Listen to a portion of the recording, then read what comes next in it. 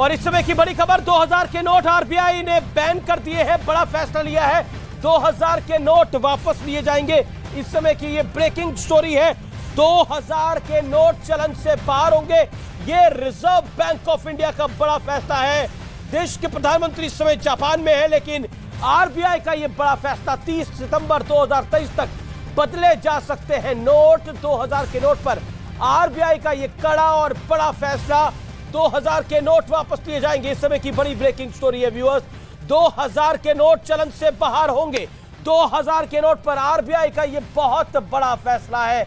इस समय की बड़ी ब्रेकिंग स्टोरी है। विवेक गुप्ता जुड़ रहे हैं मेरे साथ मुंबई से, आर्थिक राजधानी है देश की। विवेक, पहला रिएक्शन जनता की ओर से क्या आया? इस समय की सबसे बड़ी खबर यही है, इससे कुछ लोग मिनी डिमोनेटाइजेशन भी कह रहे हैं।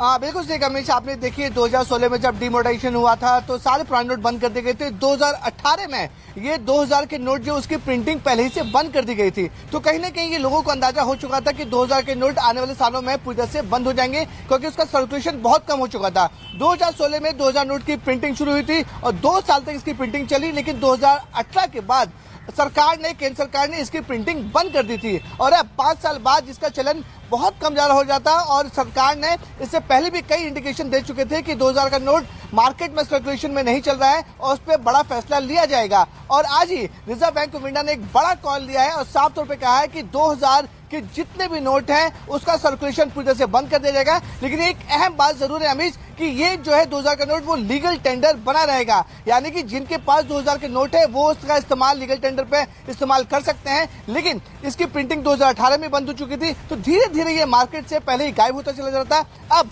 आरबीआई ने साफ तौर पे एक बड़ा फैसला लिया है। इसका मतलब है कि 30 सितंबर 2023 तक इस नोट को बदल सकते हैं। अगर कोई नहीं बदलता उसके मायने ये होंगे कि फिर ये लीगल टेंडर नहीं रहेगा।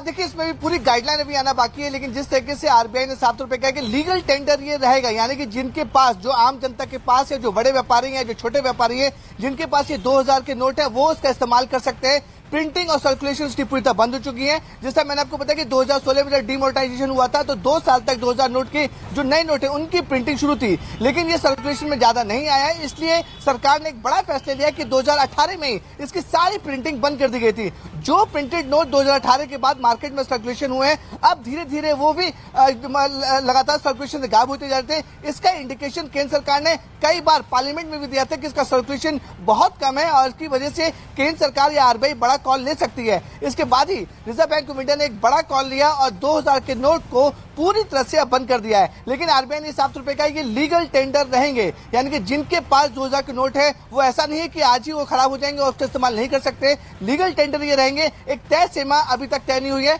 लेकिन आरबीआई ने साफ तौर पर कहते हैं कि जिन व्यापारियों के पास या जिन आम जनता के पास 2000 के नोट है वो लीगल टेंडर के तहत इस्तेमाल कर सकते हैं। लेकिन इसका सर्कुलेशन जो है अमीश वो पूरी तरीके से बंद कर दिया गया है। अमीश, इसका सर्कुलेशन बंद कर दिया गया है। मैं जिस तरह से पढ़ पा रहा हूं कि वो 30 सितंबर तक लीगल टेंडर नहीं रहेंगे और 30